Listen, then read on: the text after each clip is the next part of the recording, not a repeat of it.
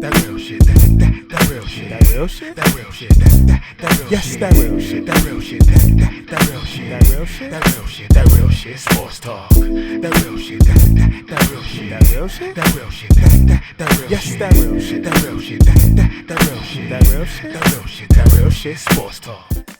What up, y'all? Coach Smith, aka Mr. Get You Right Up in this motherfucker, man. I want to welcome everybody to the 9th episode of That Real Shit Sports Talk. Shout out to everybody for watching that 8th episode. Like I said, I know it's been a while since I've done these, but now that the football season's back, I kind of want to get the ball rolling again. So thank you to everybody who watched the 8th episode, man. If you're watching this on YouTube right now, please hit that like button, hit that subscribe button, and then go ahead and share this video to Facebook for your boy. Appreciate it. Damn, a lot's happened since y'all seen me last, so let's get right into it, man. Antonio Brown. Let's talk the transaction first. We'll get to the allegations later. Personally, I ain't mad at him for going to the Patriots, and I'm gonna tell you why. All he's really done is exercise all of his player rights, exercise all of his player options. He's done nothing unethical. He's done nothing illegal. All he's done is, like I said, exercise his player options. Now, if you want to be mad at AB, to me, and this is just my opinion, if you're mad at AB for doing what he has done, you need to be mad at LeBron James for setting this trend. You need to be mad at LeBron for setting this wave. To me, he's the one who showed professional athletes how to do this, how to get your way up out of a situation you don't want to be in, how to look out for your best interests, how to look out for your brand. LeBron set this trend, man. Now, I will say Antonio Brown is the first football dude that's taken it to this level. But if you've been critical of Antonio Brown, but you were never critical of LeBron James when he left Cleveland the first time, when he left Miami, when he left Cleveland the second time, if you're not mad at KD for going to Golden State, then you're a hypocrite if you're mad at Antonio Brown, because that's all he's doing here. He's exercising his player rights. And I think what a lot of people get so caught up in just the sport. They get caught up in just what happens on the field, but they don't quite understand the business part of things. Everything Antonio Brown has done in the past couple weeks, as it pertains to switching teams, going from the Raiders to the Patriots, everything he's done and has been able to do was within his contract. So whatever agreements him, his representation, and the organization, the Raiders, agreed to within the contract he signed, enabled him to do these things. The contract he signed enabled him to demand that he be released.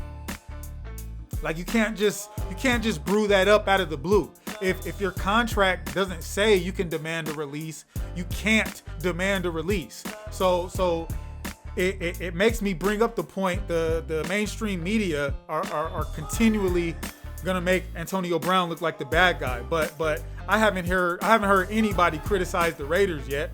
I haven't heard anybody criticize Mark Davis. I haven't heard anybody criticize Mike Mayock for signing a contract that would allow Antonio Brown to get out of it before he even played it down for you. Mark Davis is a product of his daddy. He probably ain't been part of the business side of things at all. So in my eyes, maybe Antonio Brown is just a better businessman than Mark Davis. Maybe AB is a better businessman than Mike Mayock. You know what I mean? Maybe he knows the business better than Mark Davis and Mike Mayock. But I don't see ESPN, which I watch. I don't see Fox Sports, which I watch. I don't see them criticizing the organizations. I don't see them criticizing the people in charge. You know what I mean? Who agreed to a contract that, like I said, would allow a player to get out of it before he even plays it down.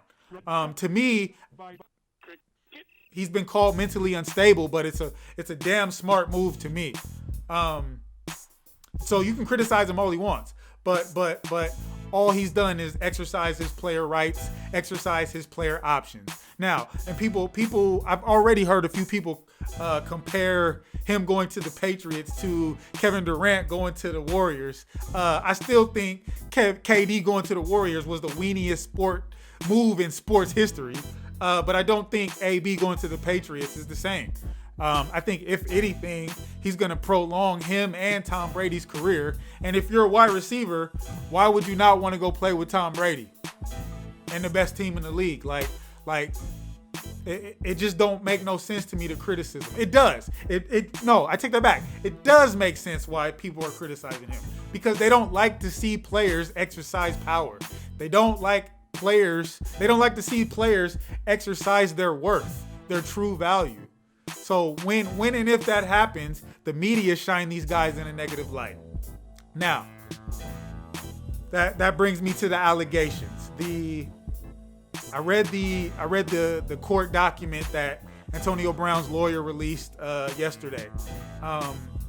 The document states that the lady who's accusing AB of these things was recently slapped with a $30,000 IRS tax lien. She a couple years ago asked AB for $1.6 million as a business loan for her gym or fitness venture, whatever she was trying to do. And as soon as AB declined to invest in her business, she cut off ties with him. And I also read that after one of the sexual allegations, she went back and continued to train this nigga. So the last thing that I have to say is that she hasn't gone to police yet. She hasn't filed any charges against Antonio Brown. She only is suing him for money. The broad just wants money, man. Like, I don't understand how y'all can't see that. And I don't, and what I really am frustrated with, if Antonio Brown legit raped her, and we really got to define what rape is. To me, like, you can't rape a girl if you haven't physically forced yourself on her. Like if she didn't fight back, she needs to fight back, and there'll be scars and shit, which you usually report to the police. So the fact that she hasn't reported anything to the police yet is fishy, super fishy to me. But my issue is, and what I want to ask is, why don't we question both parties in these situations? The media and everybody who has an opinion only got bad shit to say about Antonio Brown. Why aren't we questioning her the same way? Why aren't we even asking her no questions? We're just blaming him right off the top. We're not even giving him a chance to be seen in anything but a negative light. But we're not questioning her history. We're not questioning why she owes the government $30,000. You know what I mean? We're not questioning why she was why she was with AB in not a business setting while she has a fiance. She was AB's trainer. So why are you at the club with AB and you got a fiance? Why is ESPN not asking these questions? I'm gonna ask these questions because I know how females can be when you turn them down. Females' egos are a lot more fragile than ours as males are. So you turn a female down, her ego probably ain't never been damaged like that. So there ain't no telling what she'll do. I've been a college football player who's had women throw themselves at me. I've had plenty of chicks throw themselves at me. So unless you've been in that position, I don't really think you know how conniving women can be when you turn them down. When you're like, nah, I'm good. I don't want to fuck with you no more. They lose their shit. So all I'm gonna say, I'm gonna finish this topic on this note. We gotta start questioning both parties evenly. We can't just question the party who the media tells us to question. We can't just question the guy who the media tells us to question, who the media shines in a bad light. Let's interview her. Let's see what she got to say before we villainize AB, before we make Antonio Brown out to be a rapist. That's not a light claim, man. You call somebody a rapist, that'll ruin their life. It'll ruin their life, man. Man, let me change the tone. It's getting a little too heavy, even for my liking. I want to keep this episode a little shorter than the last one, so I think I'm gonna wrap it up just on week 1, the week 1 of the NFL. How'd y'all feel about the games, man? I think with the exception of the Steelers obviously got that ass beat to the Patriots. But besides them, everybody that I picked to win the division last week won in week 1. So I got to give myself a little pat on the back for knowing a little bit, you know what I'm saying? But AFC East, the Patriots obviously won. Started off looking like a beast machine. But I do think they'll level out as the season goes. I don't think they're 33-3 good. And I don't think the Steelers are 33-3 bad. The NFC East, the Eagles got a W. And so did the Cowboys. The Cowboys beat the shit out of the Giants. But Cowboys fans, pump your brakes just a little bit. The Giants are cheeks. The Giants are cheeks.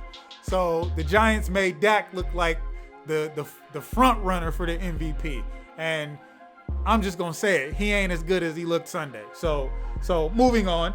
Like I said, in the AFC North, I picked the Steelers to win the division, but they got ran through by the Patriots. And the Ravens look good than a motherfucker, right? Lamar Jackson to Hollywood looks like they're going to be a beast combination, right? But Ravens fans, don't get too excited. Y'all better pump your brakes too, because the Miami Dolphins are cheeks. The Dolphins are cheeks, man. I don't know if y'all heard the story, but a handful of players requested a trade on Monday right after the game. So that tells you that they may not be all the way in on having a successful year this season. The NFC North, I told y'all the Packers was going to win. Like I said, the Bears got one of the best defenses in the league, probably top 3, if not top 2. So it's no shock to me that the Packers only put up 10 points. But A-Rod found a way, and they got up out of week 1 with a win. I think Aaron Rodgers is going to have a redemption year. He's going to come back with a vengeance after having all them injuries last year. So I was right on that one. The AFC South, the Titans beat the shit out of the Browns. I picked the Titans to win the division. The Browns might be cheeks. They had all the hype in the preseason, but they're all offense and no defense. I don't know. Well, except for what's his name, Chubb and Miles. I really don't know nobody on their defense. So the Titans won. The Texans played the Saints. The Saints won, who I picked to win the division. They played probably the best game that I watched all weekend. Back and forth, back and forth, back and forth. I thought the Saints had the game won with less than 2 minutes left in the game. They kicked the ball back to the Texans. Deshaun comes back in 2 plays. They score, take the lead. Drew Brees gets the ball back with about 45 seconds left. He drives them down the field. They kick a 58-yard field goal, win the game. And that shit just shows you that no lead is safe in the NFL no more. Who else? AFC West, the Chiefs won. Even though the Chiefs look good in an opening win, Tyreek Hill goes down with a broken collarbone. I think I've seen 3 starters break their clavicle this week. I think Nick Foles broke his shit, and then one of the receivers from the Colts landed on his shoulder and broke his shit. So just crazy freak incidents. But the Chiefs won, but all fantasy owners shit themselves watching Pat Mahomes get hurt. So Chiefs fans, y'all better hope Patrick stays healthy, because the Chargers is going to be on your ass. Speaking of the Chargers, I got to just talk about them real quick.